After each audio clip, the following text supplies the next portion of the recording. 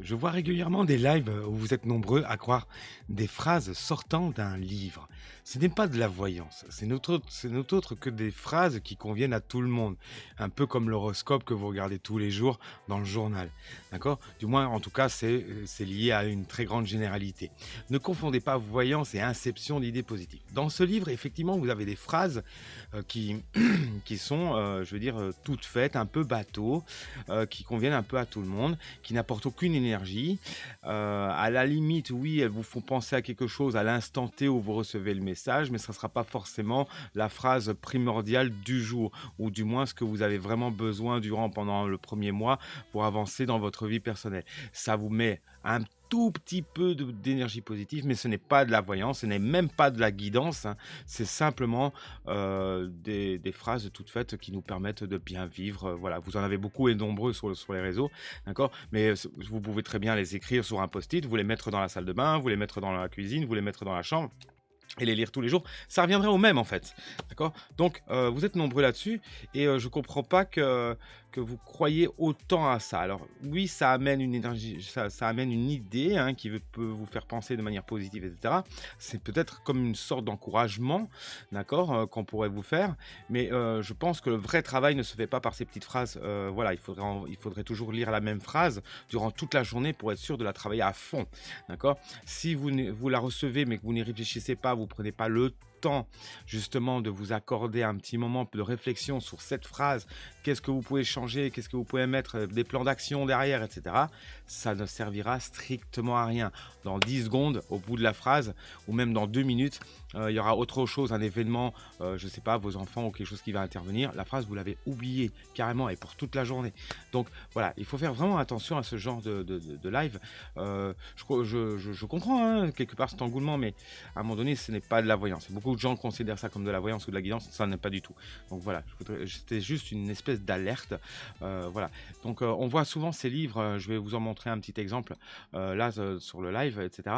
Mais ce n'est pas bon, c'est pas correct en fait. Si vous cherchez vraiment des professionnels de la voyance, il y en a beaucoup trop sur TikTok, bien sûr, entendons-nous bien, mais des vrais, des bons, croyez-moi, il y en a. D'accord? J'en fais partie. C'est pas que c'est pas que je veux faire de la publicité pour moi, non, ça n'a rien à voir. C'est qu'à un moment donné, il y a des règles à respecter, il y a des codes de déontologie à respecter, il y a plein de choses à respecter. La voyance n'est pas un jeu, ce n'est pas chouette, ce n'est pas sympa. C'est comme un travail parce qu'il y a de la rigueur dedans, il y a des règles dedans. Et ben voilà, je veux dire, voilà, c'est pas un jeu où on s'amuse à tirer des cartes et oui, c'est joli et c'est comme ça. Non, non, non. C'est pas parce qu'on vous dit oui, vous êtes une personne sensible, mais tout le monde a une sensibilité. Oui, vous êtes une personne empathique. Oui, tout le monde est un peu empathique. Oui, vous avez des coups de colère. Ben, tout le monde a des coups de colère.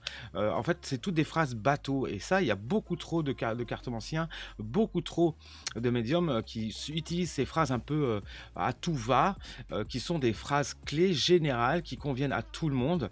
Mais forcément, oui, ça vous touche et vous tombez dans le panneau et puis vous faites confiance et puis vous allez au bout. Et au final, elle fait à la limite de la psychologie ou elle fait à la limite du mentalisme ou du comportementalisme, mais de la voyance pure, non, elle fait rien du tout. Si vous voulez vraiment faire quelque chose, vous pouvez tester, hein, ces gens-là. C'est oui, voilà, vous pouvez poser une question et attention, pas poser une question qui est un mensonge. Il faut poser une question qui est réelle, c'est-à-dire oui, voilà, par exemple, si vous avez perdu, je sais pas moi, une photo, demandez où est-ce qu'est la photo, où est-ce que je vais retrouver la photo, ou quelque chose comme ça. Voilà. Et au final, vous allez sûrement avoir une bonne réponse ou pas. Et en fonction de ça, ben, vous allez juger. Alors, c'est pas parce que quelqu'un se trompe, un voyant se trompe, que forcément c'est un mauvais. Attention, hein, j'ai pas dit ça. Celui qui est parfait en voyance, c'est faux, ça n'existe pas. Celui qui est parfait en radiesthésie et qui soigne tout, ça n'existe pas. Comme les guérisseurs ou les chamans, non, personne n'est parfait. Il faut rester réaliste. Voilà. Il ne faut pas partir trop haut, il ne faut pas écouter les gens aussi qui sont complètement lunaires et qui partent tellement haut qu'ils ont oublié la réalité des choses, donc c'est-à-dire dans le système dans lequel on vit. Moi, je pense plutôt qu'il faudrait que vous vous habituez à des gens qui sont entre le cartésien et le spirituel. spirituels, qui ont un équilibre, voilà, et je pense que c'est ceux-là qui avancent beaucoup mieux parce qu'ils sont entre les 2, ils comprennent les liaisons, et cetera, et ils vous apportent beaucoup plus de clés pour avancer progressivement.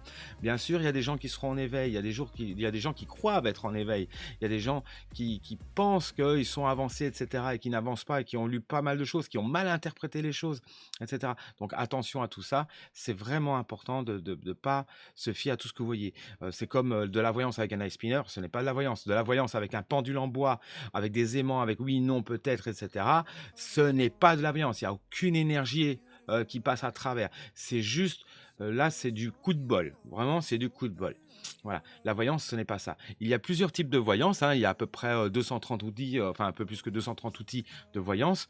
Croyez-moi, vous êtes loin de les connaître tous. Il y en a un peu des tordus, mais disons que la globalité, il y a la voyance, la clairvoyance, la clairaudience, le clair ressenti, les flashs, les intuitions, etc. Tout ça, ça englobe un peu la voyance. Je dis un peu parce que ce n'est pas la totalité de la voyance. La totalité de la voyance, c'est quand vous avez vraiment le flux de la voyance de l'extérieur et qui vous arrive et qui répond aux questions à votre place, même que vous ne comprenez pas pourquoi vous répondez ce genre de choses. Voilà. Donc, on remet un peu l'église au milieu du village. Je vous en prie, faites attention à vous. Ça peut vous détruire, hein, ce que vous entendez, parce que vous allez peut-être espérer quelque chose de ces personnes-là et qui au final va jamais arriver et vous allez avoir perdu votre temps, or que la clé, elle est en vous et il faut le déclencher. Voilà. Euh, donc, il y a un moment donné, il faut rester, je vous ai dit, il faut rester très réaliste, très, très terre à terre. Voilà. En tout cas, prenez soin de vous. J'espère que cette vidéo sera instructive pour vous et je vous souhaite une belle journée. Et voilà, à bientôt.